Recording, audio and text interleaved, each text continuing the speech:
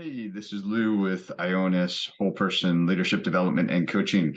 And I thought I would kind of expand on this topic that I am touching on in our newsletter this month on conflict and how to resolve conflict. Conflict is one of those situations where you have something that you want somebody to do something the way you want them to do it. They're not doing something that you hope that they would do. There's usually a dissonance between what you want and what somebody else is doing. And so when that happens, we either we feel inside that we are not happy with that, and we will engage in some sort of activity which we usually label as conflict. Um, and either we do it passive aggressively, or we internalize it and we just don't do anything at all, and we hold resentment for the other person, or we actually actively engage in some sort of verbal conflict, physical conflict. And this happens in the workplace, outside the workplace, anywhere in life where we have these situations where we don't agree. And so, talking through some of the things in the newsletter this month, um, I want to kind of expand a little bit on some of these concepts. So, if you feel as though conflict could be coming your way because we run into that situation where you want something to happen that's not happening the way you want it to, um, you can approach it with curiosity. And this is a very powerful tool, curiosity. But it does require that you wipe your brain of everything that you feel has happened or that you've kind of figured out already before you've had the conversation with the other person. It requires that you are open-minded. And usually this curiosity will create a sense of openness that usually helps the other person become a little calmer and a little bit more open and receptive to the conversation. So, starting with curiosity, where you're seeking to understand, hey, what's going on? This could be where you feel that somebody is doing something that they shouldn't do or shouldn't have done, or breaking the rules, whatever it might be. So, instead of walking into the conversation in that kind of accusatory, attacking kind of mode that they didn't do what it is that they should have, you turn it a little bit sideways and you go, well, let me just seek to understand what's going on. And whenever we do that, it's very stealth. It's very benign in what we are trying to achieve, in that it's more information gathering. And usually the other person doesn't become as defensive as they would if you come head on. And so it could very well look like, hey, I noticed this and I was curious why this wasn't done this way or why you did it that way. And it can't be in a way of patronizing the other person or condescending. It has to be kind of a genuine curiosity. And every time that I've ever done this, it has resulted in this kind of very informative, insightful kind of activity where I had no idea from their perspective, and it actually changed how I respond to the situation. So like you have somebody that's showing up late and they aren't doing what you want them to do, and you find out that there's more to the story and there's more information and there's others involved, or there was some other aspect that you didn't understand. So the other side of it is it's already in the middle of the conflict. Now you're no, now we've engaged in some sort of conflict. What do I do?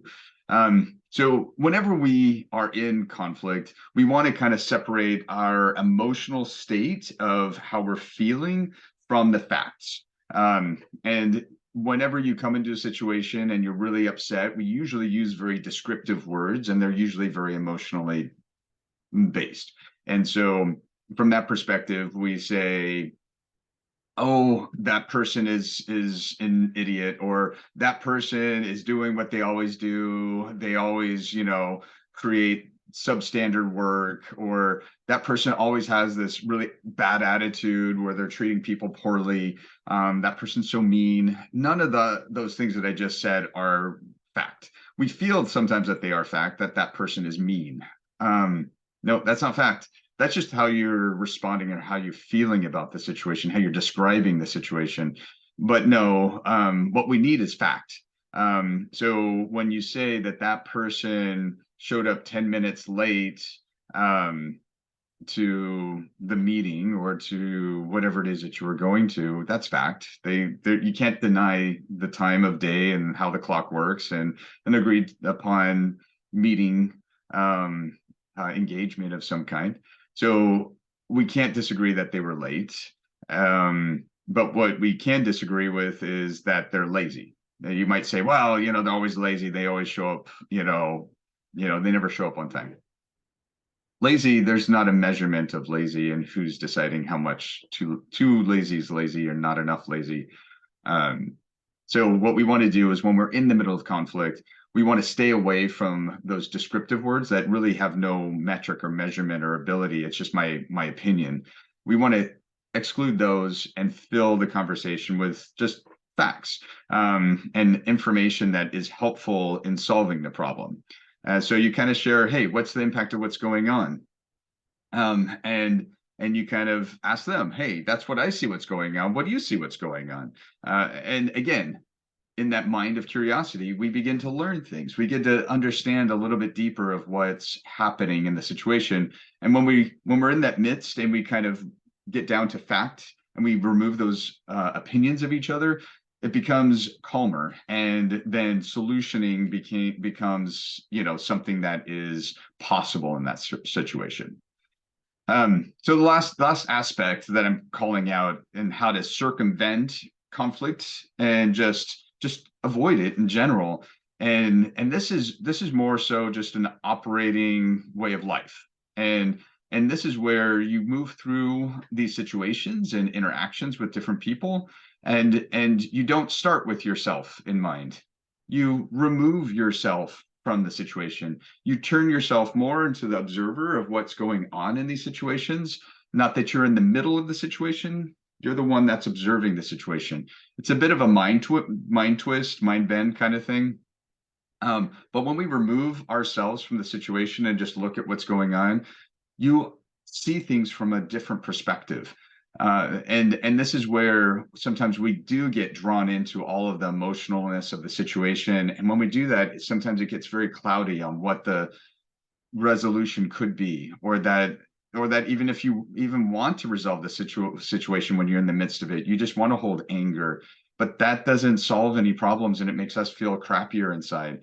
So just in a way of life and how you keep moving forward, to be able to just remove yourself and look at things a little bit more pragmatically. It's just a situation. These two people are interacting. This is what's happening with this person. This is what's happening with that person. You can almost arbitrate or mediate your own life in that way so that you can just circumvent these negative emotions and really get down to the fact of how to solve problems. So one extra thing that I thought I would throw into the mix here, and that's around negativity and refocusing and redirecting. And so this is where when somebody is coming at you and they are very angry and there is a conflict that's ensuing here, this is the opportunity to diffuse. And whenever we diffuse a situation, then things become a little calmer and everyone becomes a little bit more open, and then you can just resolve it and be done with it. And so some of this is started with just awareness that this person that's coming at me is not very happy right now. And that sounds obvious. Of course, you know that they're not happy. They're directing this negative emotion toward me. So the awareness, yes, this person's coming at me. They have a bundle of negative emotions. Got it. Okay. Those negative emotions, and this is step 2 of this process, is that realization that those negative emotions are something that they created within themselves, right? So they have a story in their mind. So you have awareness that they're coming at you with this bundle of anger, this realization that they're not happy and that there's something going on inside them, right? And it could be involved with you, that maybe there was a part of what's going on in them that started with you. That's fair, but it's within them. And so this is where, okay, this person's come in hot and heavy. They're not happy. I understand that. I realize that there's something that happened that may or may not involve me. right? And so you are the one that gets to then redirect. And this is this understanding that, and this is step 3, understanding that this person is in pain. They're suffering in their anger, frustration, sadness, whatever it is that they're coming at you. And so knowing that they're suffering with has to do with their own negative emotions, and that they need help. They need help in this moment, and they need assistance. And so this is where you get to redirect, and you get to go, well, geez, do I want to be a part of their problem, or do I want to help them resolve it? They're angry and frustrated. Can I be helpful for them in that moment? And so step 4 is redirecting, in that you make it not about you and your hurt emotions of them coming at you. Stop making it about you, and then you make it about them instead. So even though all those negative emotions are coming straight at you, they're sending them straight at you, it's not about you. It really truly is not about you. It's about them. They are the ones that are unhappy. They are the ones that are frustrated. They are the ones who can't resolve whatever crap's going on inside of them. So instead of you being a victim of their pain and suffering, you turn this light right back at them. And so when you do that, when you redirect things back at them, it's not a matter of directing anger back at them, or frustration, or retaliating, or getting back at them. It's not that. That's not what I'm talking about. We're redirecting the focus to make it about them, not about you, in a way that's helpful. So the way this kind of works would be if somebody came to me and said, oh my gosh, Lou, your newsletter sucks. I delete it every time. I don't even bother. I stopped reading it. Oh, geez, that hurts. Oh my gosh. My reason I make it is just so that I hope that it's helpful for people. And this person just obviously doesn't like my newsletter. Then I feel immediately my hurt ego begins to scream, and I feel I don't know, like maybe I'm not good enough, or maybe I'm don't know what I'm doing, and I'm obviously not helping anybody if they're complaining. All of a sudden, I'm making it about myself. They're not happy with this newsletter that they see, right? That's within them. And there's something that's missing that's making them upset with that newsletter. So instead of making it about me and my hurt, my ego, I pick that part of me up and put it aside for right now.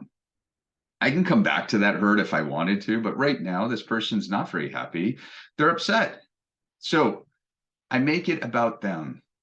So this person coming at me, hey, that newsletter, not helpful. Oh, okay.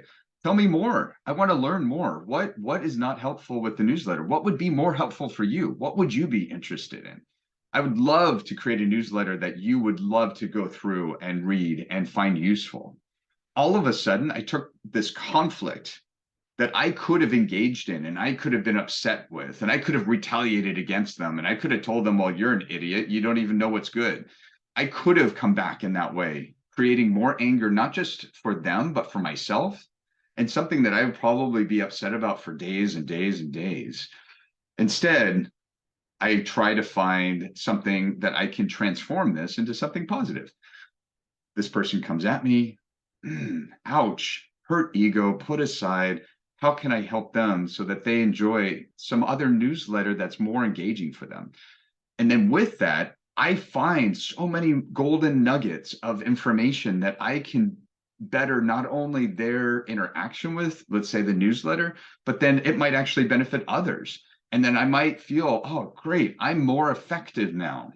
So I sidestepped that whole hurt ego to be able to move into something that is solution focused, that is helpful to everyone, not just the other person, not just me, but everyone who's involved. I hope these strategies have been helpful. Thank you for listening. If you want more information, you can check my website out at www.ionis.com.